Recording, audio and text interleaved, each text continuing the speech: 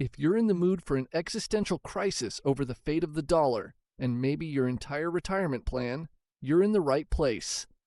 Welcome to the comment section with Thomas Paul, where we serve up finance news with a side of sass. Today, we're talking about a brand new government scheme that could turn your piggy bank into ancient history. The idea of a full-blown cryptocurrency reserve, courtesy of your friendly, or not so friendly, politicians. Because apparently, regular strategic stockpiles of oil, gold, and spaghetti noodles weren't exciting enough. No, now we're talking about adding Bitcoin, and maybe a few other coins with suspiciously complicated names, into Uncle Sam's official emergency stash. Why? Let's just say it involves the slow demise of the US dollar, epic inflation concerns, and the unstoppable hype train that is cryptocurrency. But wait, it gets even wilder. Remember how everyone said crypto is just monopoly money for bored speculators? Well, guess who might be buying it with your tax dollars? Right now, top-level proposals are floating around Capitol Hill about creating a Bitcoin reserve. And yes, that's the actual phrase some folks are using, as a hedge against inflation and a big middle finger to every other country that might be creeping up on the US in the global currency wars. And oh, a certain ex-president decided to toss out tweets, truths or executive statements, we're not entirely sure, saying, "We're 100% doing this. Also, I'll consider throwing in some Cardano, Solana, maybe some pepperoni pizza while I'm at it." Now, whether that's even constitutional is up for debate, but hey, it made headlines, and we're all here to see if this is real or just another episode of As the Economy Spins. And here's where things get interesting. Because if the government truly sets up a crypto reserve, we're talking about a complete shift in how America deals with money. No more is it just about the Federal Reserve printing dollars faster than you can say inflation. It's also about this intangible digital asset that no single entity controls. Think about that for a second. A currency supply that can't be manipulated by good old politics. For the average person, it might mean big gains if Bitcoin surges again, or big tears if the feds buy at the peak and watch the price come crashing down. Because yes, it's possible that your taxes could help Uncle Sam buy the dip, only for that dip to keep on dipping. Before we slide too far down the rabbit hole, let's talk basics. For those who aren't crypto obsessed, Bitcoin is famously capped at a supply of 21 million coins. That's it. No printing press, no whoops. We overspent by $2 trillion. Better whip up some more digital dollars. So theoretically, if more and more people want Bitcoin and the supply remains locked, then the value should skyrocket. That's standard supply and demand. But here's the big question. Does it make sense for the United States government to start piling into Bitcoin, altcoins, or whatever else is hot this week, especially if that reserve might do absolutely nothing in a real crisis? Like, you can't exactly fuel fighter jets with Bitcoin, no matter how many times your Doge-hyping friend tries to tell you otherwise. And if the economy tanks, is the US really going to hand out Satoshis to pay unemployment checks? We'll see. You won't believe what happens next. Some economists, like that one friend in your group chat who's always gloom and doom, are screaming about a meltdown of the US dollar. They'll say, just look at the numbers. A dollar in 1913 had the same buying power as over $100 do now. Our money is basically dissolving in the acid bath of inflation. And yeah, they're not entirely wrong. Over time, the value of paper money goes down. That's the entire reason we have strategic reserves in the first place. But typically, those reserves have included things you can actually use in a pinch, like oil, metals, or giant rolls of emergency duct tape. Okay, maybe not that last one, but you get the idea. Bitcoin is different. It's intangible. You can't ship it off to feed the nation or power the grid. So the only real purpose it might have in a crisis is if the dollar goes so belly up that we need a new store of value that the rest of the world still trusts. That's a serious bet. And are we truly that close to dollar doomsday? Here's a twist. There are apparently 8 countries that already hold Bitcoin in some sort of official capacity. And rumor has it, China might be quietly gathering its own stash. That's right, even though they famously tried to ban Bitcoin mining, word on the street is they're eyeing some big purchases, because if the future of world finance tilts toward crypto, they don't want to be left behind. Also, let's not forget El Salvador. They embraced Bitcoin as legal tender, which is either genius or downright disastrous, depending on who you ask. So, the US might be thinking, if these smaller nations, and maybe China, are getting in, we can't sit around forever. Let's make some big moves. The problem is, every announcement from a major government official has the power to inflate or deflate prices instantly, which in turn can lead to insider trading fiascos. Because of course it can. But wait, it gets even wilder. Remember that story about a shadowy figure dropping a few $100 million into Bitcoin and Ethereum on 50x leverage right before a major government statement, then flipping it for an easy multi-million-dollar profit? If you haven't heard it, that's basically the level of shenanigans we might see on a daily basis if the US government starts to dabble in crypto. Politicians or their buddies might get a whiff of a new, we're about to buy 200,000 Bitcoin tomorrow plan and jump in early. Is that illegal? Probably. Will it happen anyway because people love money? Probably yes. So if you hate corruption, well, you might want to brace yourself. This is the Wild West, folks, and the sheriff has left the building. Here's where things get interesting again. Some US lawmakers argue that a crypto reserve, especially in Bitcoin, can actually keep the Federal Reserve in check. Because if the Fed prints money like there's no tomorrow, people have an easy off-ramp into Bitcoin.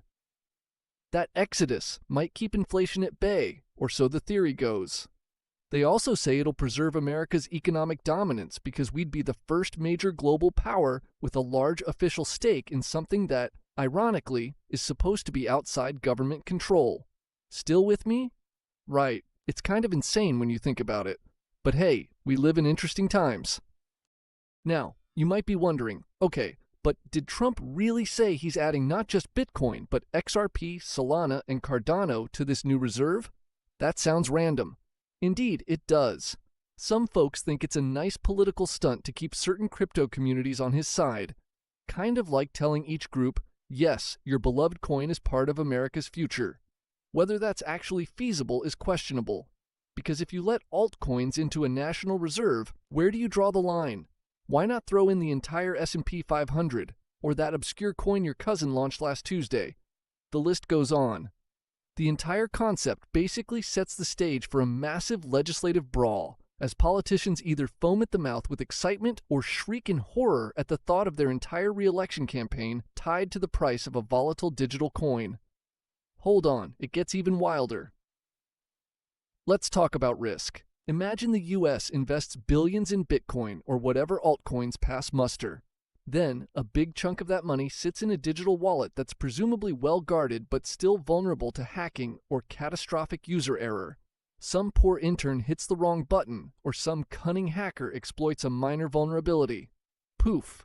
We might be out billions in taxpayer dollars, and you'd better believe heads would roll. Or, what if the US decides it's time to prop up the crypto market if prices plunge? We'd have a scenario where your tax money is used to bail out a digital asset. The Twitter meltdown alone would be glorious to watch, but the financial repercussions would not be so fun for the rest of us. Meanwhile, part of the hype behind a crypto reserve is the digital gold narrative. People compare Bitcoin to gold. Limited supply historically has gone up in the long run, seen as a hedge against inflation, etc. But Warren Buffett famously calls Bitcoin rat poison squared, claiming it has no intrinsic value. His argument is basically that you can't do anything with it but hope someone else will buy it for more. Of course, plenty of folks disagree, saying that it's exactly the point. This is a purely digital store of value that's unstoppable and universal. So where do we stand? Let's say the government goes for it. Even if they just stuck to Bitcoin, that's a huge leap. If they start sprinkling in random altcoins, that's basically the government playing the lottery with your tax dollars. Make of that what you will. Yet at the same time, you can't fully laugh it off, because over the last decade, Bitcoin has outperformed pretty much everything else. If you had thrown $100 into Bitcoin back in the day, you might be sitting on an extravagant pile of profits. Of course, some folks also lost their shirts by buying near the top. So there's that. The question is, does the US want that kind of risk in its strategic reserves? Because let's be real, no one wants a meltdown where the official US wallet is down 70% in a crypto bear market. That's not exactly confidence-inspiring for the global stage. And here's where things get weird again. Let's not forget the bigger story with the US dollar. Despite all the doomsday talk, the greenback remains pretty robust, especially compared to other currencies. It might not buy as many eggs as it did a year ago, but globally, it's still the rock star. That's partly because everywhere else is doing even worse. So the question becomes, does the US really need to reinvent the wheel with a crypto reserve? Or is this just a flashy solution to a problem that might not be as dire as some gloom and doomers claim? On the other hand, if the government never adapts and the rest of the world starts pivoting to crypto, we could see a slow erosion of US dominance. 1,000 small cuts can bring down the mightiest empire, or so they say. Now, no conversation about cryptomania is complete without mentioning capital gains taxes and the possibility they might be scrapped or reduced if the government is simultaneously pushing to adopt crypto. You can't exactly champion a new technology if you're also taxing it into oblivion. That's good news for anyone holding on to Bitcoin, but it also sets a precedent that might anger traditional investors who still pay taxes on, stocks and real estate. Then again, if your altcoin is unregulated, maybe you can run wild. Because nothing says stable economy like a politician floating the idea of zero capital gains tax to lure you into digital assets, only to change course 2 years later when the mood shifts. Yes, this is the kind of circus that might soon become reality. So what does all this mean for the everyday person who just wants to keep their finances afloat, maybe retire before they're 90, and not have a panic attack every time inflation data drops? Well, the short answer? It's complicated. If the US truly invests in a crypto reserve, that likely boosts confidence in crypto short term. Prices could surge, and the hype train picks up speed. But we also risk massive volatility if politicians use their announcements to pump or dump the market. Meanwhile, the fundamentals of crypto, like whether people actually use it for anything besides speculation, still matter. Real adoption, real utility, real acceptance as a currency or store of value are key. If the global economy hits another big recession, people might not be in the mood to buy a bunch of intangible digital tokens, especially if they're worried about paying the rent. At the end of the day, the US's potential foray into a crypto reserve is a high-stakes experiment with massive upside and equally massive downside. We could see a future where the dollar coexists with Bitcoin, each reinforcing the other, or we could see a massive fiasco that ends up in congressional committees for years, overshadowed by endless finger-pointing. Or maybe, just maybe, we never get past the tweet about it phase and the entire thing remains a fantasy. Either way, it's a story worth watching. If you're feeling overwhelmed, you're not alone. One strategy for everyday folks is to do a little dollar cost averaging into crypto, if you believe in the technology, and never invest money you can't afford to lose. Because despite the hype, the risk is real. Another approach is to forget about crypto until the government's reserve is actually a done deal, if that day ever comes. But ignoring the conversation altogether means you might miss out on what could be a major shift in global finance. So yeah, no easy answers. Sorry. By the way, if you're still here and if your brain hasn't melted from the possibilities, do me a favor and hit that like button because we've got more to share. Trust me, you won't want to miss what's next. We're diving into how the bigger economic downturn might turn this crypto reserve idea into an even more chaotic soap opera. Because nothing says 2025 like layering a potential recession on top of a brand new digital currency policy. So strap in, because the ride isn't over yet. All right, let's keep this madness going, shall we? Because if you thought a government-backed Bitcoin trove sounded complicated, imagine throwing in economic turbulence, potential tariff wars, and an ongoing roller coaster in the stock market. Yep, that's our backdrop. We've got major fears that the US might be heading for a recession, or at least a prolonged slowdown, while the S&P 500 flirts with multi-month lows. Meanwhile, inflation's still nibbling away at your purchasing power. It's like being trapped in a financial escape room with no clear exit. And here's where things get even more fascinating.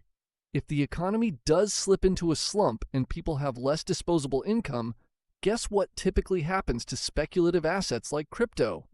They take a hit. That's not always the case, but historically, when people's budgets shrink, the last thing they're looking to buy is intangible digital coins. So if the government has loaded up on Bitcoin right before a recession hits, we could be looking at major losses on what was supposed to be an inflation hedge. At least with an oil reserve, you can release barrels to curb gas prices. With Bitcoin, you can sell it on an exchange? Not exactly the heroic crisis response we're used to. But wait, it gets even wilder, because the US might try to time the market, and we all know how well that usually goes, by buying in the middle of a dip. Imagine bureaucrats poring over candlestick charts, debating whether to buy the bounce or wait for another meltdown. The comedic potential is off the charts. Meanwhile, any rumor or leak about their planned buy date could create front-running, where big traders place massive bets ahead of the government's official purchase. The sheer fiasco is enough to make you want to hide under a table. Still, some forward-thinking economists argue that if we do it right, a crypto reserve could push the US to the forefront of digital finance. We might see more fintech innovation at home, more companies adopting crypto payments, maybe an entire ecosystem spurring growth. And if it stabilizes the dollar in some weird, roundabout way by giving Americans an alternative store of value, maybe we end up stronger for it. That's the dream scenario, a synergy between the dollar and Bitcoin that cements America's place as the unstoppable financial heavyweight. Sure, it's an ambitious dream, but stranger things have happened. Like, the entire concept of the internet. You won't believe what happens next. Let's say this plan goes through, tariffs intensify, the world economy stutters, and the US ends up pumping more resources into Bitcoin to compensate for a shaky dollar. This could inadvertently jack up Bitcoin's price in a major bull run, setting off a tidal wave of FOMO among everyday investors. Prices skyrocket. Headlines read, Bitcoin at $200,000. And all your neighbors start asking if they should refinance their home to buy a single coin. Then, inevitably, the bubble corrects, maybe from $200,000 back down to $70,000. That's still a healthy gain if you got in early, but a painful meltdown if you bought the top. Meanwhile, the US government is stuck explaining to taxpayers why it bought a chunk of digital gold at peak mania. Good luck with that press conference. And here's the kicker. We're not just talking about Bitcoin. If Trump's post or any new policy lumps in altcoins like XRP, Solana, or Cardano, the risk only multiplies. Because let's be honest, not all altcoins are created equal. Some are basically glorified science experiments with questionable fundamentals. Others might be powerhouses, sure, but does your average lawmaker really know the difference? We could see a comedic version of Shark Tank on the Senate floor, with developers pitching their blockchains to board representatives who can't even pronounce the coin's name. Good luck passing a balanced budget in that atmosphere. Meanwhile, typical investors might just want to keep it simple. Buy a bit of Bitcoin regularly, maybe an ETF if you don't want to mess with wallets and private keys. Because the hype may come and go, but the technology is likely here to stay. People who treat it like a decade-long investment may sleep better than those who try to day trade on every major government rumor. Then again, if the government truly moves forward, we might see the mother of all rumors swirl around. So discipline is key. Or earplugs. Possibly both. Let's also talk about the capital gains angle one more time. Imagine a near-future scenario where a pro-crypto administration tries to slash capital gains on digital assets to spur adoption. Suddenly, you have a massive advantage holding Bitcoin versus a typical stock portfolio. That's got the potential to shift trillions of dollars, quite literally, into crypto. Stockbrokers might start cursing under their breath as they lose business. The stock market might see outflows. All kinds of ripple effects could happen. Then, if the next administration hates crypto, they could reverse it, slapping a giant tax on all your gains. This ping-pong effect of policy changes would not be for the faint of heart. And it would definitely keep YouTubers like me in business. So hey, maybe it's not all bad. But wait, it gets even wilder. Let's not forget the possibility that other countries won't take this lying down. If America starts amassing a huge Bitcoin reserve, countries that don't like us might speed up their own moves, maybe snapping up more coins or launching state-backed cryptocurrencies to compete. We could see an all-out arms race for digital assets. Picture world leaders fighting over Satoshis like kids over the last candy bar. The international drama practically writes itself.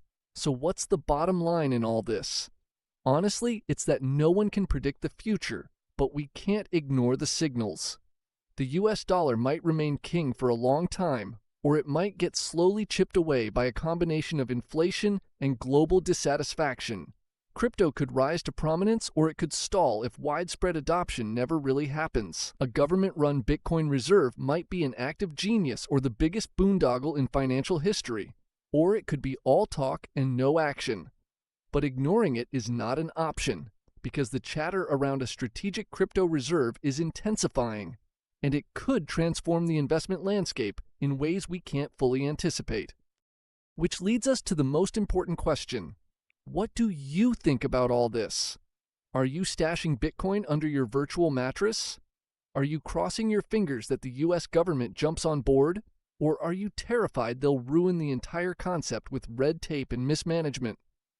I want to hear all your spicy takes, your conspiracy theories, your genuine hopes and fears. Drop them right down there in the comments section.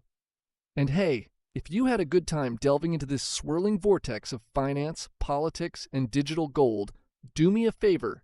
Smash that like button, subscribe to the comment section with Thomas Paul for more chaotic coverage of our impending monetary revolution, and make sure to turn on notifications so you don't miss the next wild twist.